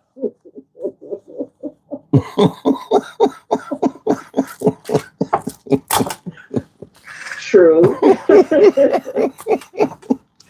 We over here like steel, coal. You know what I'm saying? Huh? Mhm.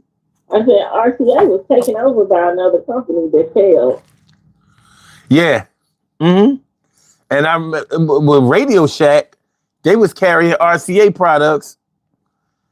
And then, and then Radio Shack went under and like Radio Shack was a good Just like the store. Blockbuster, it's one Blockbuster left in the whole United States. I'm And surprised. I'm somewhere, surprised there's even one left. yep, this one left still. I just watched one of my Venmo people go to, and she bought they had like vintage shirts and a retro hat. You could purchase a membership card with your name and all that kind of stuff on it just for nostalgia. I was like, Man, that line that used to be outside a fucking Blockbuster video, boy. listen, on a Friday, Yeah. after I got off work and my little cousins would come and spend the night, like their mom, well, one was an aunt, one was the daughter. Their mom was a nurse, so she worked 7 days on and 7 days off. So for the 7 days on, they lived with me basically. So they would come next Friday.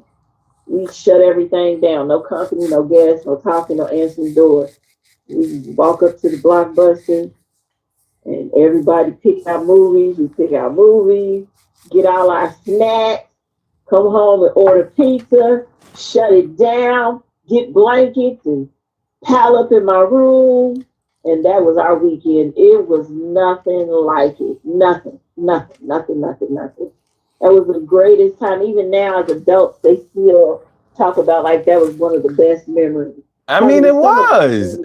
Cassettes on a Friday night. Even my mother, like that. After 2 weeks, she got paid. She was a different person.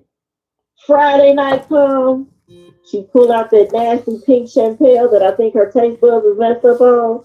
And it's so nasty. She bring out that pink champagne. Y'all want for dinner. You get whatever you want. We can go pick it up. We can order it. Everybody pick what they want. We can come on back to the house, pop some Jiffy popcorn on the stove, pull out those DVDs. Life. Our last Blockbuster is in Bend, Oregon. Wow. It's an independently operated store. Who are they said it's become a tourist attraction. I was about to say, who are their customers? They still got people coming in. Wow. Yeah. You don't really think about how the digital age has separated families because it took away family time. Yeah. It really did. Yeah, I do. You know what I mean? Like, you still have digital services where you could spend some family time. Like, it's not. Going to everybody in there and they section looking for movies. There's something about the process of things. Yeah. Things used to take steps. You know what I mean? Step 1, get out of school, get off work. Yeah. Step 2, go to the store. You know what I mean? Pick out what you want to see. How many you gonna rent tonight? Huh? You see your friends in there. Hell yeah. And then you see a teacher, and you're like, this teacher lives outside of school? I know, right? Yeah. And then they do for too. Hey, how you doing today? You're like, you're not the same person getting on my nerves all day. Who are you? What movie you getting? Mm-hmm. Yeah. It was a process. And my booker always had a deal. They always had a deal. Rent one, rent another one free. And then you build up your points and you go get more. If you rent two, you get a popcorn that you put in the microwave, or a bucket, the Blockbuster bucket of popcorn that you popped in the microwave, and Yeah. you get two 16-ounce drinks. They always had a deal. Then they partnered with Pizza Hut. Game over. If you got X amount of movies, rented X amount of movies, then you got like a $20 off gift certificate to go to Pizza Hut, because it was like a Blockbuster and then the Pizza Hut in the same strip mall. Yeah. And tell us nothing. you really, it was something else. Like I said, it was a process. There was, there were steps you took, and it held y'all together. It did, and you kept up the anticipation, and it was more than just kids being kids or whatever. It was you learned a lot about the social atmosphere through that kind of shit. You really did. It was. Well, and then it was the anticipation. Dope. It wasn't you watched it without me. It was we all gonna see it together. But that's what I'm saying. Like the whole trip, the whole thing. Like you talking about Friday, getting off work, getting out of school, going to the store, getting the snacks, getting the deals like they had at Blockbuster and all of that kind of shit. Couldn't wait to get home. They also rented video games, Nintendo and Sega and all of that shit. Yes. Like they had what you needed. I was a video game person. So we would get movies and video games. Movies Friday night, video games tomorrow afternoon, then Kung Fu Theater, Carol Burnett, and back to a movie. And if Charlie Brown was on, it was that. It was a process. Yeah. And it depended on like how long you wanted to rent it, like from Friday to Sunday or just overnight, you know what I mean? Because sometimes you rented enough movies for the whole weekend. You just gonna lock in and maybe watch them joints twice. Race to get them back. Don't forget about that race to get them back. Yeah. Y'all get them movies so we can drop them out before I drop y'all to school. Yeah. It was a hell of a time. It was a hell of a time. And it's funny because that time had existed for a long time, whether we talking about videos or whether we talking about the movies, like the social atmosphere was better. It really was social. Whether you chose to participate or not, you were still ingrained in it in some kind of way. Mm-hmm. It was kind of awesome. All right. As adults, in my early 20s, we would get together at my cousin's house and have a movie night once a month. And everybody would bring something to watch and bring blankets and pillows if she didn't have enough. And you had your favorite. And it was different. Like nobody worried about, I don't have a bed to sleep in. You made you a pallet on the floor, the couch, wherever you could space, and made it yours. And that's what we did all weekend. And it was something about it. Sleeping bags and shit. Yep. Yeah. Yeah. And and we talk about an era where we were like 18, 19, 20, you know what I'm saying? Yeah. Like, so it's not like we talking about when we were kids, but we still watched the whole thing. We were still part of that whole thing. And you wanted to be a part of it. And you be mad at the person who keep talking, because now you pause it. You're going to have to get out if you keep talking, because you pause it. Or somebody pause, I got to go to the bathroom. You should have did that before we started.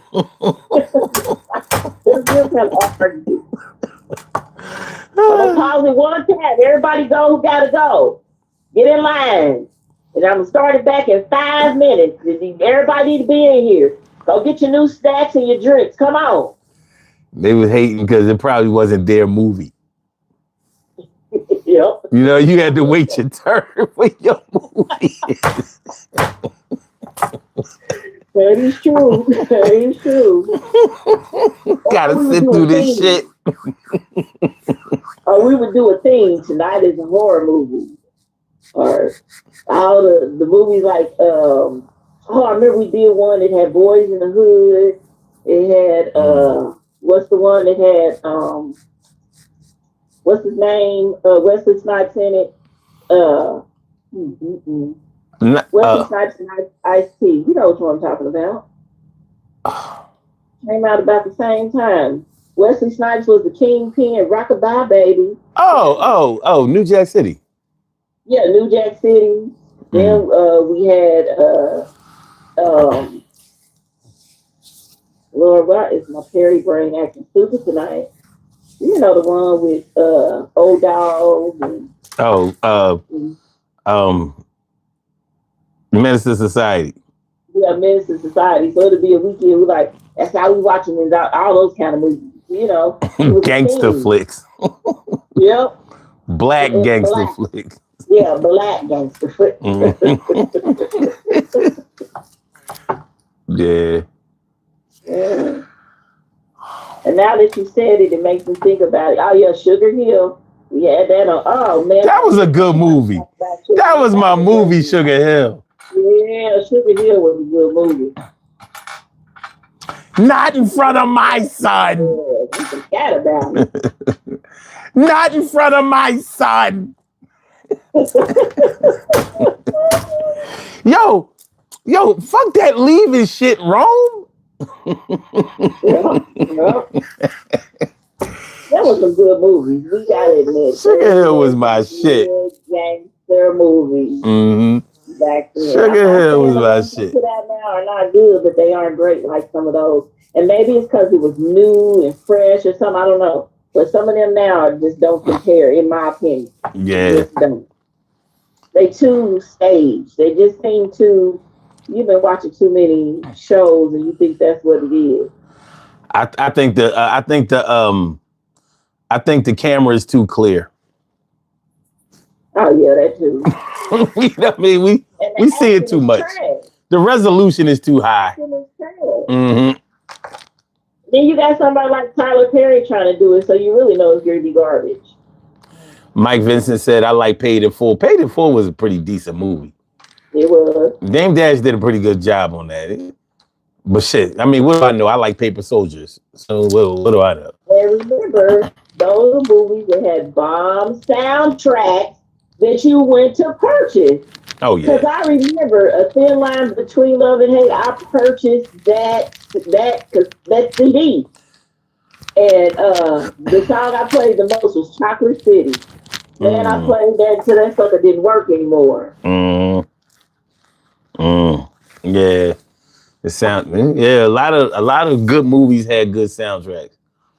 Shoot, yeah. I was always buying a soundtrack album. Always. And like you said, albums then, you open it up, it had an extra part in it, told a story, might have a pull out in it, may have the lyrics to the songs in there. They had some kind of little artwork in there. It was just, opening them up. Like, especially something like that, you had scenes to the movie in there. Yeah. But one thing that was disappointing, if you opened up the CD jacket and it didn't have like a booklet in there, like, yo. Oh, yeah. Like, what is this shit? Only one page? 2 pages? So it just had the title. Cheap ass CD. What song was what? Song 10. That's all it had. Oh, this like, no, wait a minute. I don't like this. Where are the rest of it? I mean, they cheap. All right. Let's do the poll question. I'm gonna do the birthday shout outs and we gonna get on up out of here. Okay. Where did you listen to music the most in your house when you were growing up? 41% overwhelmingly said on the family hi-fi, stereo, etc. 32% said Walkman, tape recorder, boombox, etc. 27% said in car radios, at parties, at friends' houses. And surprisingly, nobody said I could only play church music at home. Because I knew people who couldn't play. If they wanted to hear the latest music that was out and stuff like that, they had to go over their friend's house or hear it out there in the streets. You know what I mean? But they couldn't play that shit in the house. So only wild people who grew up come to this channel, obviously. Yeah, that's it. Bunch of hooligans, rebels. Bunch of rebels. Yo, Jen Ramirez, you should have been here when we did the soundtrack show. We did a whole show with nothing but soundtrack albums. All right. Mhm. All right, Kim, I'm gonna go ahead and do these birthday shout outs. And that's gonna wrap it up for me. It works for me. Happy birthday, viewers, for today. Enjoy the special day. Everybody stay safe. If you are in line for the new snowstorm, stay warm, stay protected. Well, good when I'm out. Peace. Thanks a lot. I appreciate you. Sure. All right. We have some birthday shout outs to do. Some people were born on this glorious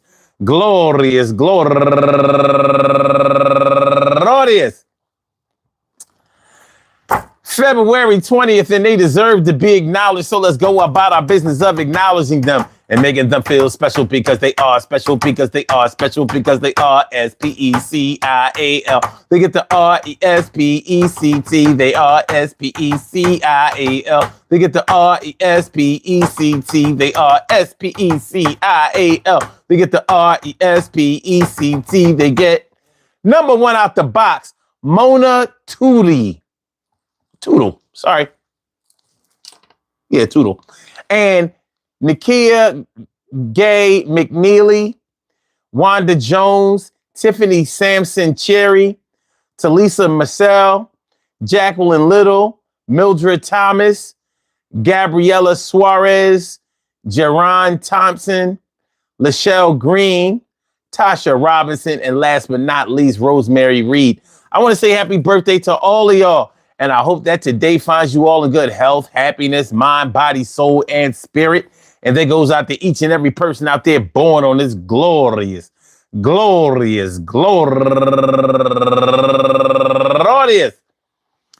February 20th. Anywhere out there in the world, worldwide, internationally, and universally, all of y'all go ahead and turn up. Turn up. But don't turn up too loud. Just turn up loud enough so everybody can hear you. Rock out, rock on into the damn, the rock out. Rock on into the do the damn, rock out. Rock on and do the damn thing. You do your thing, y'all. Represent the queens and kings. You do your thing, y'all. Represent the queens and kings. Good things happen to those who wait. Great things happen to those who grind. And anything can happen to those who go for theirs. So go hard, go for yours, and remember when somebody takes your tapes over your scratch your record, they totally disrespect. You ain't gotta live your life that way. Yo, you had to buy that 2 tapes today because somebody taped over your sound. That shit is messed up when they come around. They ain't gonna admit that they did it, but you know they did it and you seen them do it. And you ain't see them do it, but you gotta get through it tonight. Everything's gonna be all right. Try not to fight. Yo, your little brother taped over your favorite song and you've been waiting for this shit to come on all day long. Yeah, you're quite upset, but your mom said don't beat him up. So not yet. I'ma catch you. I'ma get you. I'ma take your wig. I'ma split you. But we ain't gotta be enemies, but you shouldn't have done that shit. This is the end of these type of conversations. Any situation, everything is gonna be all right. It's a lot of frustration. Yeah, I'm feeling some kind of way and I'ma get back at you, but no, not today. I'ma stay. I know where you stay, and I ain't talking about namaste. Yeah, I ain't peace today. All right, y'all. Peace to all my day ones, my everydays, and my brand news. I love y'all to death. Resuscitate y'all. I love y'all right back to life. We will be back tomorrow afternoon, 2 p.m. Eastern Standard Time. Yo, 2 p.m. Eastern Standard Time. I said 2 p.m. Eastern Standard Time. So come through for another Urban Therapy with Sun show. This is the Daily Go Getimism show, but it will be the Urban Therapy with Sun show in just about 11 hours. So go ahead, get some rest. Rest up. And we'll be back at 2 p.m. Eastern Standard Time. And we will be having a great time in the process. Thank y'all for coming through, man. I hope y'all enjoy listening to the show as much as I enjoy broadcasting it. Thank you, Kim, for coming through and representing. I'll holla. Yo, y'all be good. Peace. Hit the like button. Make sure y'all hit the like button before y'all get out of here. Please, please, please, please. All right.